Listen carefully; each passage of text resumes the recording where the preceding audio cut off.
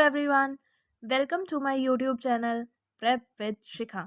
आज हम BCOC 131 की नेक्स्ट इंपॉर्टेंट टॉपिक्स के साथ कुछ इंपॉर्टेंट टर्म्स के साथ अपनी वीडियो स्टार्ट करने वाले हैं। वीडियो स्टार्ट करने से पहले आप चैनल को सब्सक्राइब कर देना और बेल आइकन को प्रेस कर देना ताकि मेरी वीडियोस की नोटिफिकेशन आपके पास जल्दी से आ जाए। तो अब हम अपनी वीडियो स्टार्ट करते हैं। कुछ बेसिक टर्म्स हैं जो आपको पता होनी चाहिए फाइनेंशियल अकाउंटिंग में, ठीक है। उनके बारे में अब हम डिस्कस कर रहे हैं।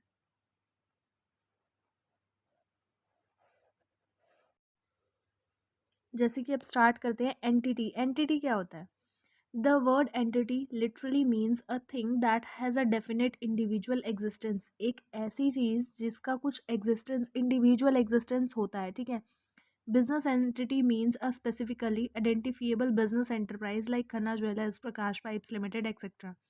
मतलब बिजनेस एंटिटी उनको कहा जाएगा जैसे कि ये जिनकी आइडेंटिटी है कुछ, वो बिजनेस एंटरप्राइजेस कहलाती हैं, लाइक खन्ना ज्वेलर्स हो गए, प्रकाश पाइप्स लिमिटेड हो गया, एक्सेट्रा, ठीक है।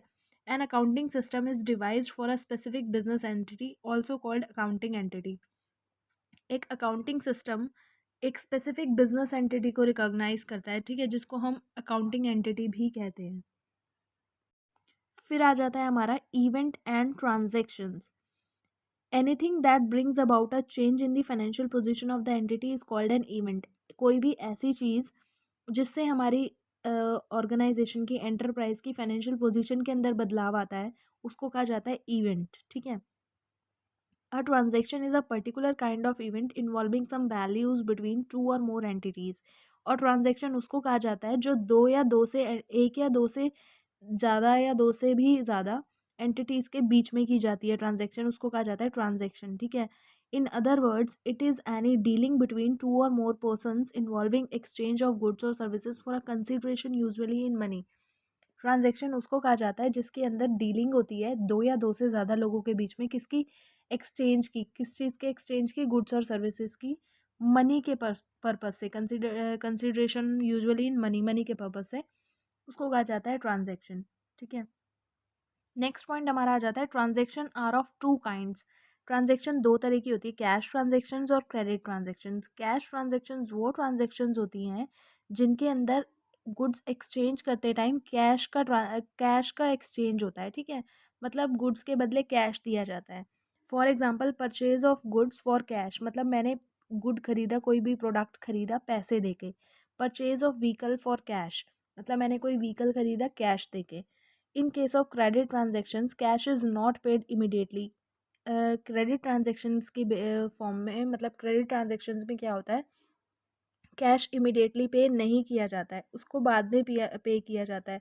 जैसे कि goods are purchased on a credit on 15/2018, April 15/2018 goods purchase किए अप्रैल 15/2018, ठीक है। बट लेकिन कैश कब पे करेंगे? August 1, 2018 में। मतलब अप्रैल के बाद सीधा अगस्त में, कुछ एक टाइम पीरियड के बाद वो मतलब फ्यूचर पेमेंट पे डाल देते हैं, उसको कहा जाता है क्रेडिट ट्रांजेक्शन। जैसे कि अभी नहीं दे रही मैं, बाद में दूंगी, उसको कहा जाता है क्रेडिट ट्रांजेक्शन। फिर आ जाता है हमारा गुड्स। गुड्स क्या होता है? Good refers to the article in which a business deals. Good वो होता है जिसके अंदर बिजनेस डीलिंग्स होती हैं, ठीक है, जिसके बेसिस पे बिजनेस डीलिंग्स होती हैं। Only those articles which are purchase for the purpose of sale are called goods. वो आर्टिकल्स जो कि परचेज किए जाते हैं सेल करने के पर्पस से, उन्हीं को गुड कहा जाता है। अगर कोई भी आर्टिकल परचेज किया जा रहा है सेल्फ यूज़ के लिए, तो उसको गुड नहीं कहेंगे हम किसी भी कंडीशन में, ठीक है। नेक्स्ट आ जाता है हमारा डेटर्स। डेटर्स कौन होते हैं?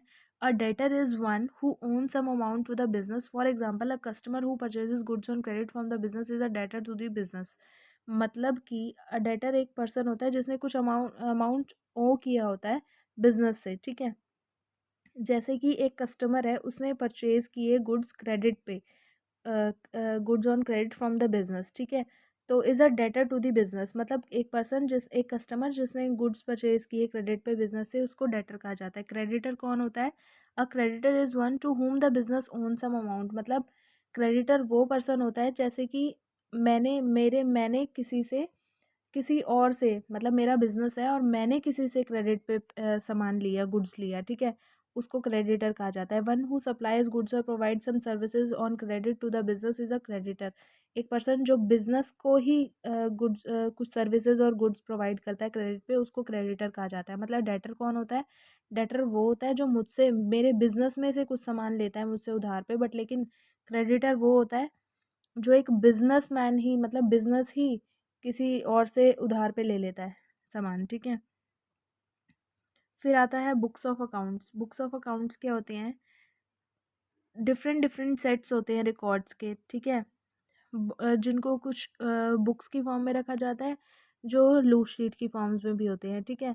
मतलब बिजनेस के इवेंट्स के हिसाब से, डिफरेंट डिफरेंट टाइप के बिजनेस के इवेंट्स के हिसाब से, ट्रांजेक्शन्स के हिसाब से उनको रिकॉर्ड किया जाता है। जैसे कि सबसे पहला होता है जनरल। जनरल को सबसे पहले रिकॉर्ड किया जाता है, फिर उस जनरल के अंदर सबसे पहले रिकॉर्ड किया जाता है, उसके बाद लेजर के अंदर रिकॉर्ड किया जाता है।